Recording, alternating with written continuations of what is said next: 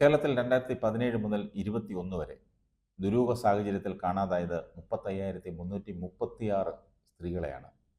അതിൽ 170 പേരെ ഇതുവരെ കണ്ടെത്തിയിട്ടില്ല. ഇത്തരം കേസുകളിൽ ഒളിച്ചോട്ടമായി നാടുവിടലായും മറ്റും എഴുതിത്തള്ളുകയാണ് പതിവ്. 2021 ശേഷമുള്ള കണക്കുകൾ പോലീസ് പുറത്തുവിടുന്നില്ല. അന്യസംസ്ഥാന തൊഴിലാളികളായ സ്ത്രീകളെ കാണാതായതിന് ഒരു കണക്കുമില്ല, കേസുമില്ല. മാന്നാറിൽ 15 വർഷം മുൻപ് കാണാതായ യുവതിയെ കൊന്ന് സെപ്റ്റിക് ടാങ്കിൽ തള്ളിയ പശ്ചാത്തലത്തിൽ കാണാതായവരെക്കുറിച്ച് വിശദ അന്വേഷണം അനിവാര്യമാണ്.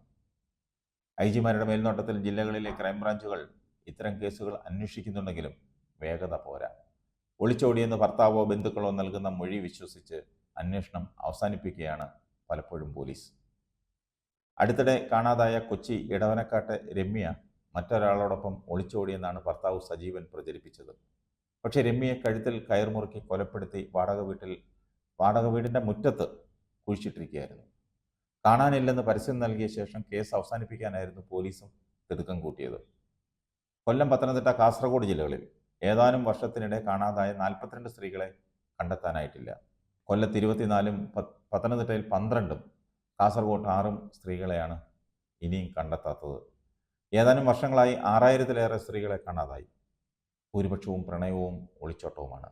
2016 മുതൽ ഇതുവരെ 1550 സ്ത്രീകളെ തട്ടിക്കൊണ്ടുപോയതിന് കേസുണ്ട്.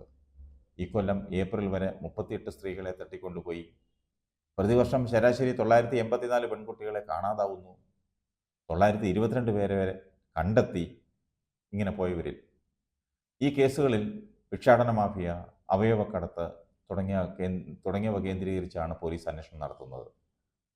മറയുന്നത് എങ്ങോട്ടാണെന്ന് പോലീസിനും ബന്ധുക്കൾക്കും അറിയാൻ സാധിക്കുന്നില്ല. പല കേസുകളിലും പുരുഷ സുഹൃത്തിനൊപ്പം ഒളിച്ചോട്ടം, ഭർത്താവോ ബന്ധുക്കളോ കൊലപ്പെടുത്തൽ, ജോലിക്കായി വിദൂര സ്ഥലങ്ങളിൽ കുടുംബത്തെ ഉപേക്ഷിച്ച് പോക്ക്, തീവ്രവാദ റിക്രൂട്ട്മെൻറ്റ്, പെൺവാണിഭ മാഫിയയുടെ പിടിയിൽ, ഭിക്ഷാടന അവയവ റാക്കറ്റിൻ്റെ പിടിയിൽ, ഇങ്ങനെ പല സാധ്യതകളും പോലീസ് അന്വേഷിക്കുന്നുണ്ട്.